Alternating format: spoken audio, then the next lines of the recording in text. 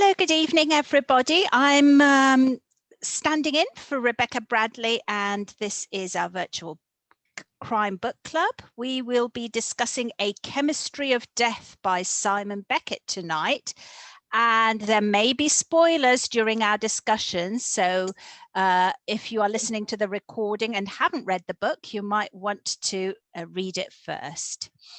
I've got a list of questions, but I know that usually we start talking and we don't follow the questions very much at all. So, hello, Lorna. So hello. I wanted to hear, what are your thoughts on this book? What did you make of it? I say I really enjoyed it. I thought it was really, really good. Not at all obvious, and I liked the kick at the end. The characters were very real. I thought it could equate with them. I thoroughly enjoyed the book. It was a good read. Yeah, I would agree. I thoroughly enjoyed the book. The ending I wasn't so keen on. I thought what the author was really good at was setting the scene and the atmosphere. You know, like right, not that first chapter, which I thought was a bit superfluous, but once he's in describing these kids going through the woods, you could just feel the heat of summer. You know, and it was so easy just to visualize it and be there. Yeah, I suppose I absolutely agree with both of you. I absolutely love the book.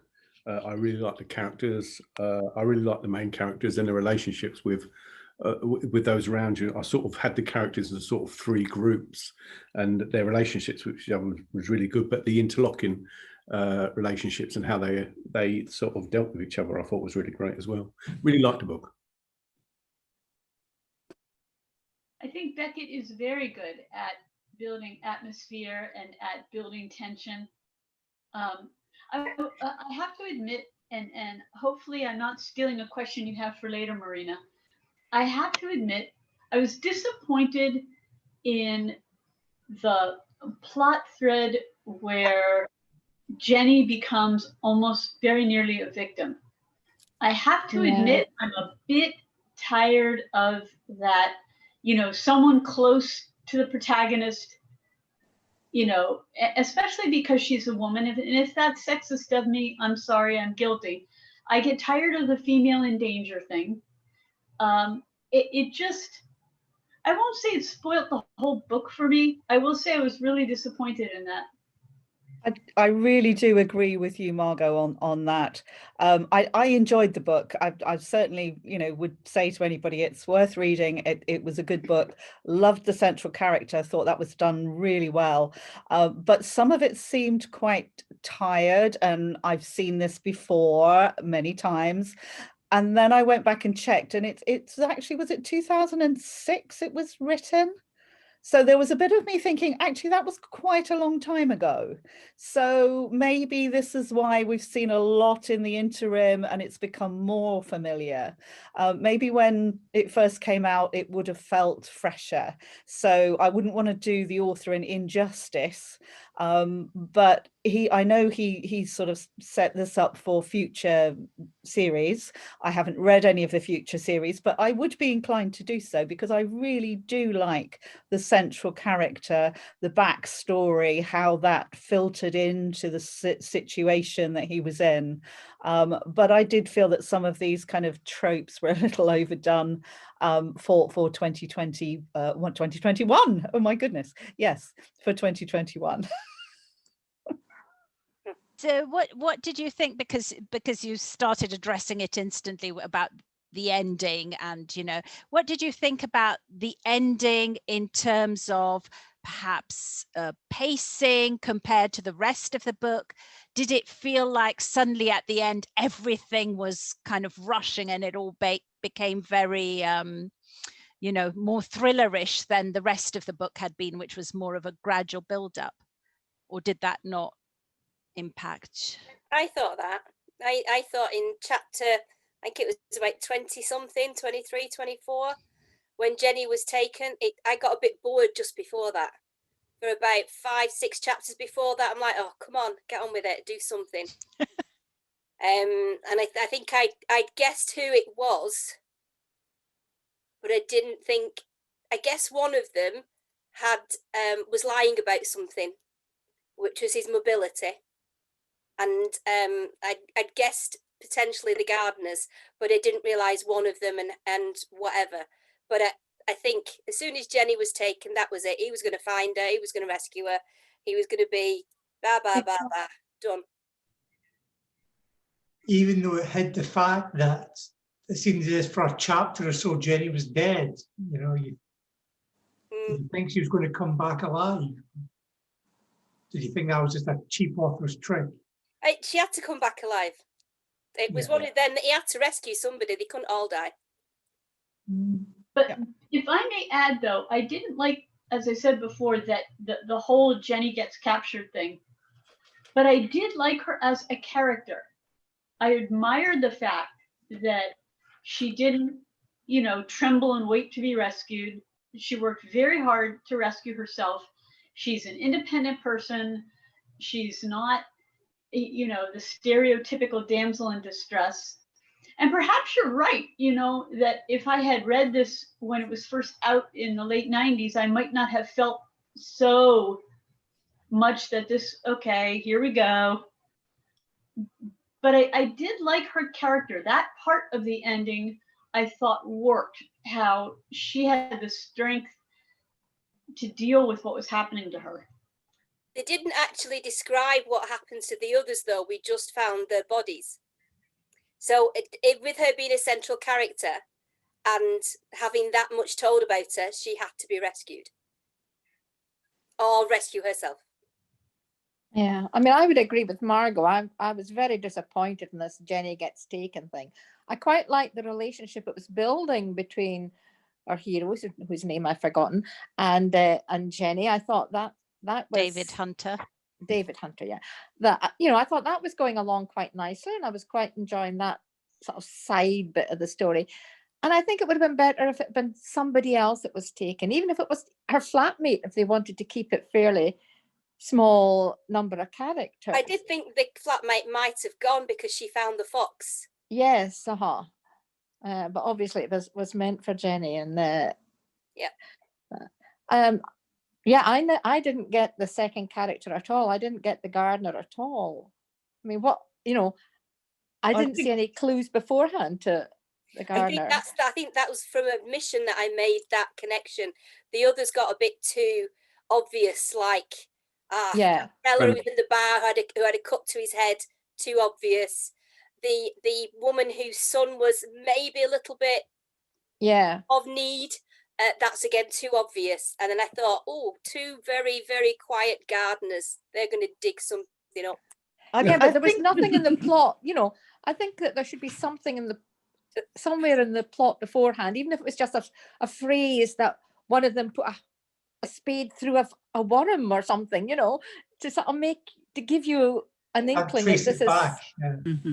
I think the difficulty for me with the gardener situation was they were mentioned a few times, but they never really did anything, which made me think, well, they must be there for a reason. Right. And then once I started thinking along those lines, then it became not obvious exactly, but certainly, you know, I was deeply suspicious that was going to be where it was going. And there was a bit of me going, well, I don't feel I've got much clue that would be going there, but at the same time I can't think why the authors put them in at all, because they're not relevant unless that's to do with that. So I was a little disappointed, I think, to find out that was their sole purpose, really. Yes, it was a bit of a lazy.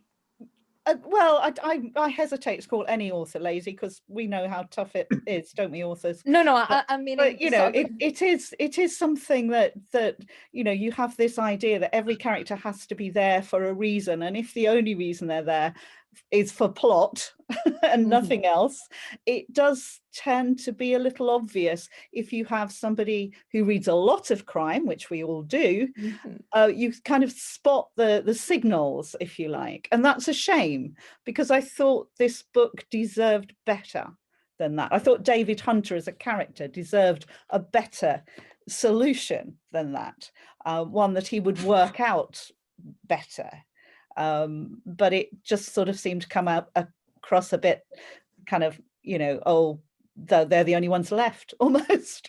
Out of nowhere, yeah. So Yeah. aside from the gardeners, what did you think of the other characters? You already mentioned David and Jenny being quite well-rounded and characters that you enjoyed, and you enjoyed the relationship between them. What about the other characters? I thought the vicar was very good. I mean, imagine him ruling the roost in that. I thought it was excellent described, and it made a good counterbalance to what was going on with the police and the struggle to have supremacy in this little village. I thought it was very well done. I thought that was very good characterization. Agree. I like Jenny's flatmate too. I thought she had a decent personality, and I think that Beckett fleshed her out as a character without taking away from the plot. I liked Ben Anders, his mate, the strong in against the mob, and I really liked him. I was quite disappointed when they had arrested him, but I absolutely thought no, it absolutely cannot be him. It's just too devastating. And so I really liked him as a character, but I thought they could have done a lot more with him though, because he was always just in the background, yet he was a really close, solid friend of his, and he stood against the mob, and I like that. I like that. I agree. I liked him as a character very much, but the author was kind of drawing us towards him maybe being a suspect. There was some emphasis on the strength of his arms and his physicality, and I was thinking, oh, you know, but like you, I was thinking, oh, I hope not. And that's actually a good thing when you think it might be, but you hope it isn't, because this is a lovely character, and they have such a lovely relationship. So I kind of thought that was pretty well done, actually. I liked that bit. I was suspicious of the doctor, not Hunter at first, when he said, "I'm not going to be in the wheelchair for long," and then all of a sudden he was a lot longer, and I thought, nah, you're lying. Yeah. You do have suspicious minds, you crime readers. I really did. I was actually disappointed in the end that he was part of it, because I had suspected him early on, because he didn't seem credulous in his disability, and there was all this mystery around his relationship with his wife. And that scene where David finds him down by the boat, and we find out later that he was actually just getting out of the boat, not trying to get into the boat. That sort of struck me as odd, because why would he put that in the story if there wasn't a purpose to it? You know, it's like if you see a gun in the first act, somebody's going to get shot in the second act, right? It's that kind of mentality. The other thing that really disappointed me, and I have to say, like Margot, I think if I had read this in the 90s, I might have enjoyed it a lot better than I did now. But when he suddenly got up out of the wheelchair, I'm going, really? You know, one of those situations where, oh my God, he couldn't walk, you know, which is such a parody. But, you know, I suspected something wasn't right with the doctor, because he kept saying, oh, I'll take your surgeries, I'll do this, I'll do this, I'll do this. And we all try to help out. I'm not saying that really had to, but I thought, no, he's being too accommodating. He has his own agenda. There's something he's not saying. So that was my first clue that there was something off about him. So in conclusion, none of you like the doctor, because I completely fell. I kind of went along. I'm clearly too trusting. I thought, I hope it's not him. I hope even more that it's not Ben, but I wouldn't like it to be him. So I thought that the author was exactly kind of just like that he had given us a red herring with Ben. I thought he was doing the same thing with the doctor. So I was like, okay, this is suspicious, but no, it must be a red herring. So what about the setting? What did you think of the setting, the small Norfolk village? It sounds I like a Norfolk village for our American friends. It really does sound like a Norfolk village. Yeah. Yeah. It sounds like it would be a series on the telly over like 4 nights, and then David Jason will jump out at the end and solve it all. Midsummer murder thing. Oh yeah. Yeah, but Midsummer would be the more high-end, you know, posh version, while Norfolk is very sort of remote and, you know, they're very inward looking, aren't they? So they sort of, I like that. No, I mean, no, sorry, no, there's, it's got another reputation as well. In my mind, I've got that thing where it's like incomers. Yes, but this thing of incomers, yes, that, you know, you, even if you've lived there 30 years, you're still the newbie. You're an incomer. How dare you? I think he described it very well, though. And being in the summer, I mean, I look out my window now, we're covered in snow and it's freezing. And it made me, it felt really warm, the way he described it, and with the insects and the forests and the way it is. I really warmed to it. And I did like the him describing the village and stuff, but all the time it was sitting in my head, yes, this is Norfolk, and there's no roads actually just lead there. They sort of, it's off to the set. But I absolutely loved it, and the setting and the time of the year when it was setting. I really like that. And he found it did quite convey difficult that. to place it in time. You know, was it? Yeah, it was 2006. The book was released, but the only kind, like all crime writers do nowadays, to make sure the book doesn't look dated, they don't really put any specifics about years there or something like that. Because when you but because it was such an isolated village, it was very difficult to actually just place how modern it was trying to, you know, it was, or whether this was a community that didn't really bother with the outside world too much. You have indoor toilets, that's all we needed to know. You got an indoor privy. Well, this was going to be one of my questions about the time. What time did you think it was set in? Because I have to say, when I read the first chapter, it had a very woman in black kind of vibe to it. You know, this doctor coming into the village, and sort of gothic horror, slightly the house, and he comes in, and it's all a bit dark and stormy, and you know, I was thinking, this could be set in the late 19th century. And then the village itself felt very sort of 1950s. Yeah. But then suddenly he was on his mobile phone, and I realized, whoops, no, we're much closer than that. And I think some of the characters, like the oh dear, vicar, I can't think of it was. You know, he seemed very old-fashioned. I mean, that seems very, you know, dated in its presentation. And I, like you, thought, oh, this is set, you know, recent past. This is not now.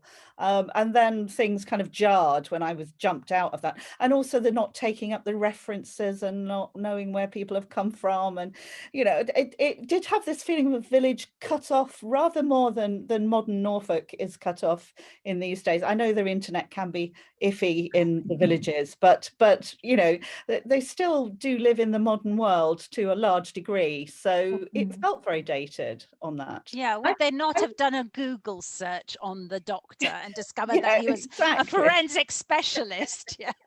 Well, and the other doctor was related to Shipman, no? When he said at the beginning, when he applied for the job, and he was offered the job and he accepted it by return of post. Now, I'm old enough to know, you know, how you did that back in the day. But honestly, in the time that it seems to have been set with cell phones, how many people would accept a job through actually sending a letter? And I started thinking, okay, this is actually going to be a 1970s thing. So I started to get really into that world. And then, as I say, when a cell phone popped up, like somebody else has said, I thought, no, okay, you're messing with my head here. There's, you know, but I couldn't get rid of that idea of him actually writing a letter. And if he had a mobile phone and we're in the modern era, then why not phone for a taxi from the station? I mean, there was sort of some weird things at the beginning that made it very difficult to place. It just felt like my walk, didn't it? he did explain at the beginning that he was leaving his old life behind, and that's why he had gotten rid of his mobile. So that sort of explained why he didn't call, et cetera, et cetera. But it did seem so contrived. We're expected to believe that he's this competent doctor, but he's going through this traumatic experience, and he didn't even realize it was a Sunday versus a Monday, that he had confused I know, exactly. And that the doctor was taking him into his practice, Henry, without phoning him either. That's what I found, that there was no sort of connection at all, which would have made me suspicious if somebody, I guess Dr. Hunter was still in a fog, but Henry, wasn't, and why wouldn't he? And well, it was because he was the only person, and maybe you got the impression he didn't want to put Dr. Hunter off because no one else had applied for the job. But I don't know, difficult. But I think if somebody in Henry's position, if your new appointee had turned up on the wrong day, having walked from the station in these strange conditions, with no real explanation for it, I'd be inclined to say, I'm not sure you're fit to practice. I mean, your mental he wasn't a qualified doesn't... doctor though, was he? He hadn't finished his exam, so he's not a qualified doctor, so he's probably never employed anybody because he's not even qualified. Do you think that the way it was written, and to make it sound so oldie worldy sort of touch, was deliberate by the author to try and make it sound so remote and so cut off, as throughout the book? That's I felt that was he was trying to describe the village as, so it was on its own totally. Yeah, I mean, it's almost, I think, if the author had decided that actually this plot worked better if it were set in the historic past rather than the very recent, then that may have been a very good decision. So they kind of went almost there and then put in mobile phones, which kind of fooled us a bit. Yeah, which made me wonder if maybe it had been the publisher who then said, no, we want it set in the present day. So he initially started, because it really was, particularly towards the beginning, the first half, I thought, was particularly, more set in the past. So I'm not the only one who had that reaction where I was like, really? It's set in the present day? Yeah. Well, he needed to have it set in the present day because he was using so much science that had developed just recently. And I think, and this may be a question later, but I really wondered, this was the first book in the series. Has anybody read this author subsequently, or any of his other books? Because and what did you think? Does it become a little bit more cohesive? I thought so. Others may disagree with me. I thought so. I could definitely tell that this was his first David Hunter novel. I'm sorry, I don't know if it's his debut, but I know it was his first David Hunter novel. And I thought that the next ones were much more streamlined, much better focused, at least I thought, and better set in the time. Maybe somebody talked to him about it. Yeah, I would agree. Are they still set in Norfolk, Margot? No, they're not, Karen. Yeah, you've read them too. Okay. Because I was going to say, he's got to leave that village, right? He's hasn't got a future in that village. He leaves at the end of this book, though, doesn't he? Yeah. Goes back to his original job, I think. Oh, does he stay with Jenny? In the book, and this book, they are together, aren't they? Yeah. The very last chapter. Oh, but in the addition, in the additional books, I don't recall it being a long-term thing, but I might misremember. No. It's a while since I've read them. No spoilers for the future ones, please. Well, I won't say any more then. But I do think that sometimes with a first book, or the first book with a series character, you know, the author is kind of feeling their way into it as well. And I think that point about the publisher might have said, you know, no, set it more currently, because the body farm idea, I didn't think it was that recent. That seems to have been around for a long time as well, but I'm not quite sure of my science here. But the insect life idea surely has been around since before this book was written, so, or you know, a long way before. So I don't know, but it is good to know, because I did very much like this central character, and we always sound like we're picking holes in the book and that it's really not very good. And I stress again, I really enjoyed it. I really like this central character, and I would be happy to read more. So to hear it from someone who has read it, that it becomes slightly more assured about the time frame and the consistency and the flow, it is very encouraging. I want to go off and read the others now, or the next one, and you know, see what that's like. So good. I would say this though, if you're inclined to read more in the series, and I hope that you are, because I think he's a good writer. It's not for those who like light novels. There's, you know, he's a forensics guy, so there's ugliness and there's some explicit descriptions and so on. So if that makes you a little bit uncomfortable, or if you have to pick your time for that, I think you ought to know that. So that like, don't read it while you're eating lunch? Yeah. That would not be advisable. And he starts boiling the bones. Yeah. So it's very much in that vein. Yeah. What did you think about the use of dreams? So there was an awful lot of him dreaming and that kind of foreshadowing things and so on. Boring. Didn't need to be there. It had no sense, no rhyme, no reason. Didn't need to be there. Well, I suppose it was to indicate his kind of state of mind and his change between the, you know, trying to hold on to the past to coming to terms with it. But again, it felt like a trope I've seen many times before. So the bit that I did find interesting was the character at the beginning who said, "I know who the body is because I dreamt it." And that I thought, oh, where's that going? But it never went anywhere. So I kind of like a little bit of supernatural in my novels, so you know that felt Lynn and Linda. I found that a bit confusing. That Linda dreamt of Lynn, and I was like, "Oh, you could have chosen a different name." I didn't even notice that, but you're right. I'm sure it was something like Lynn and Linda.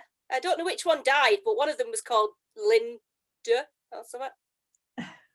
I thought that his sort of preoccupation with his dreams was very unscientific. And if we were, you know, I would have forgiven that a bit more with a central character that wasn't a forensic scientist. I don't know why, but I suppose in my bias, I'm thinking that if you really are a scientist, you're not going to be quite so, you wouldn't buy into those dream things. And like Siobhan, I thought it was boring. I didn't really see any point in it at all, frankly. I agree with you that I thought it was tired. But actually, he didn't just kind of dream and go, "Oh, that's a dream." He did recognize why he was having these dreams, which is quite a scientific way of looking at it. You know, it's a sort of this is my brain doing this. So I felt that he kind of did have that. It's just that I'd seen it before, and so it didn't seem very interesting. Yeah. I don't think it added to the book. I don't think it. No. I think it just made the book longer for no real reason. He was adding words. Yeah. Going back to the days when they used to get paid by the word, is that what you're suggesting? Yeah. So many ifs and offs and ands and buts just to make a sentence up. But then that could have been a publisher suggestion too. We need X and so many words. And there are publishers, or had been, who do that. Don't you think that the dreams and so forth really went with his character? I mean, he had something akin to a nervous breakdown when his wife and daughter were killed. And well, it was so disruptive that that's why he moved out altogether. And I think if you have the dreams in juxtaposition with that, I think that helped to develop and explain his character. That's what I took from it. Yes, I think that was definitely the intention of the dream sequences. But I suppose, you know, again, I'm sort of saying it felt a little bit, I've seen this before, you know, was there another way that we could have seen the character kind of reflect on what was happening and come to terms with what was happening without going into a dream sequence? Because it was quite extensive. I mean, you know, it kept coming up through this, but yes, I mean, the author's intention, I think, was clear, that we, you know, it allowed us insight into his character. So yeah, it's just because it just felt a little tired. Yeah, it might be nicer to have maybe a flashback moment, like you say, a reflection, not a, you know, Bobby Ewing in the shower dream thing. Oh, it wasn't that bad. Nothing's been that bad since Dallas. Nothing. So you mentioned the Linda or Lynn, we can't quite remember her name, so the lady who had that dream, that the woman, the boy's mum who had that dream. Her name was Linda Yates. Thank you. Thank you. One who died then. Yeah, perfect. So, and when I was asking about what did you think of the characters, she was one of those characters that we felt, well, it could have been potentially interesting, but it didn't really go anywhere. Were there any other characters where you felt that? Perhaps you mentioned the gardeners that weren't quite filled out.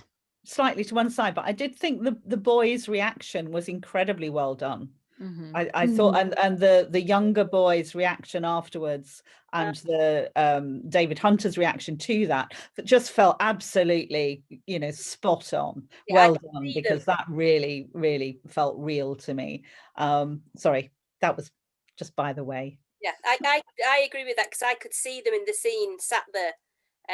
Yeah. Maybe the housekeeper for the doctor could have had, I don't know, I liked her because she reminds me of all the housekeepers from wherever. And he was, you know, able to walk, and it's like, what didn't you see there? So I don't know, maybe she could have dropped a few hints here and there, like, you know, something was moved from the night before, and you know, where he couldn't have reached it. There was nothing, no inkling. Yeah. I think I knew it was wrong. I think she would have known on some level that he had some ability.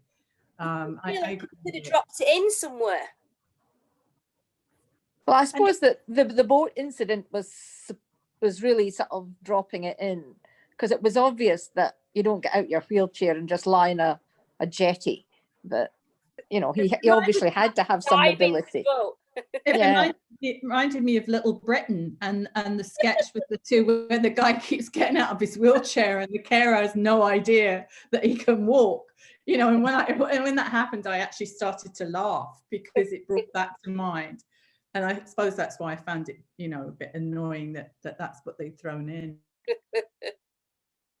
I mean, really, the village cast was really kept very small.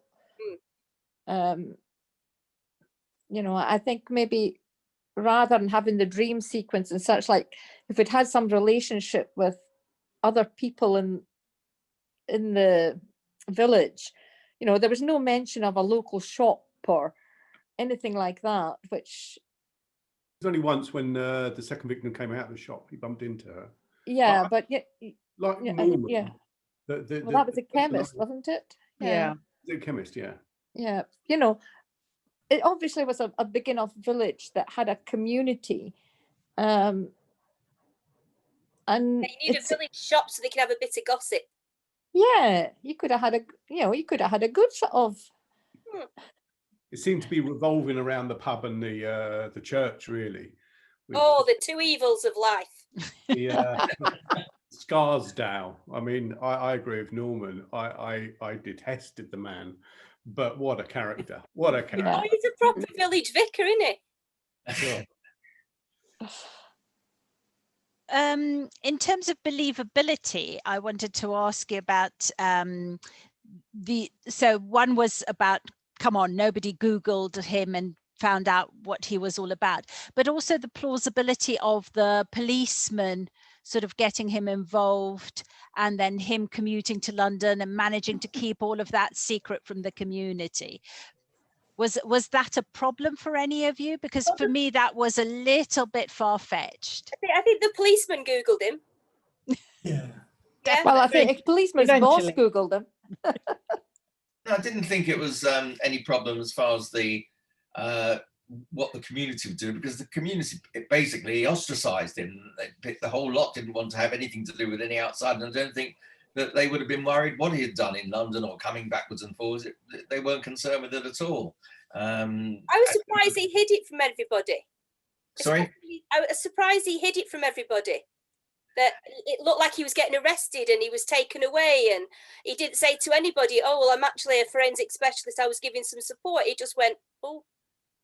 Yeah, but apart from Ben, he didn't have any confidence there to tell anyone to, did he really? I mean, he was just a complete ostracization had taken place of him. Yes, just tell the housekeeper. He told her. He'll be round the That's why you need a village shop, an don't you? hour or two, yeah. You need to go to the village shop and just mention it, and then there you go. It's done.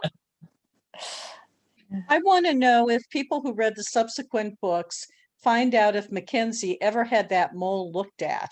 I was worried. Yeah. I did think the last page might have said something like, "I've had it removed" or something. He asked him twice, maybe 3 times. And At least. what? I'm in suspense now.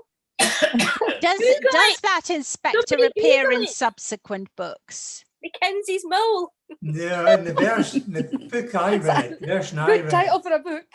I had the end of the chapter. I had the first chapter of the next book. And it was actually in Essex this time. Was it? And Mackenzie got a mention, yeah. Mackenzie's coming out of hospital having his mole removed. No? No? Is that not the plot? No? Okay. Beckett. Next So, book is in- Essex, yeah.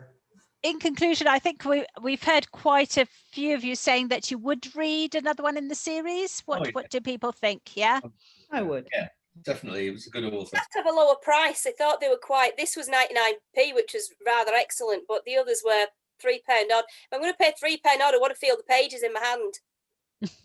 So you got in Kindle like myself then, the 99 I've pence. had a Kindle. I've got a couple of thousand books, and I've paid more than 99p for any of them. The Kindle algorithm has got me sussed, yeah. Once every 2 weeks there's a book of 99 pence here. Just I can't resist, yeah. No, I've got books today. You see, I'm just too awkward. They keep saying, buy this, buy this. I go, no, not if you keep telling me to. So I don't.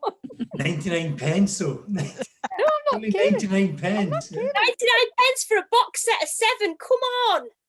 If it's not something I want to read, I'm not going to buy it. I'm a bit of a hoarder. And now I'm hoarding on a Kindle. I've had to get an extra memory card. So, anybody want to say anything else about this book rather than about Kindle Well, I more would just like generally? to come back to say that I did think that there was an awful lot of superfluousness in this book. But I did think he was a really good author. He was very good at setting the scene, like I said earlier, about you could really feel the heat and his descriptions of that. And there was a couple of times when I was reading it, I thought, my shoulders are tense. I must relax. So obviously, he was very good at building tension and as well into the novel. So I think that, you know, he is a very good writer. But Did anyone work out why he wouldn't be an anthropologist anymore, or he didn't want to stop it? It wasn't just because of the death of his wife and his daughter, because I never found that, and I kept thinking why he wouldn't do it. Or did anyone work it out, or is it just? He said at the beginning that he didn't, given that there was a disassociation with his work because of the examination that had to occur on his wife and his daughter. Was that something I imagined, or something I did read at the beginning, that it was because of their deaths that they I thought he didn't want to look at bodies. He wanted to treat tonsillitis as an athlete's foot, you know. And he didn't want to think about the deterioration of their physical bodies. the natural deterioration of their physical bodies. That's what I thought that But was there was one a of the few reasons He given. went to a village and looked at all the old people.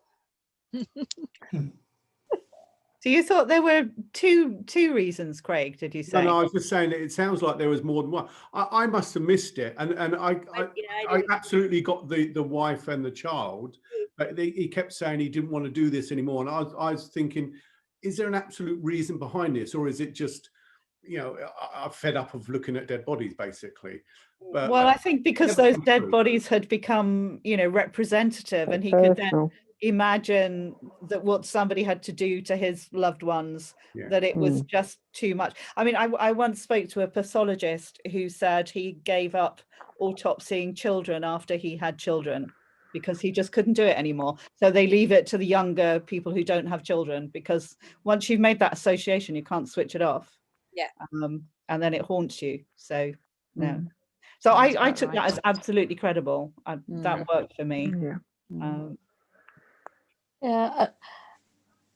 Coming at it from the other side, you'd have to say if he was so good an expert, surely he would have been bombarded with people approaching him to come and do things, even though he said he wanted to switch off.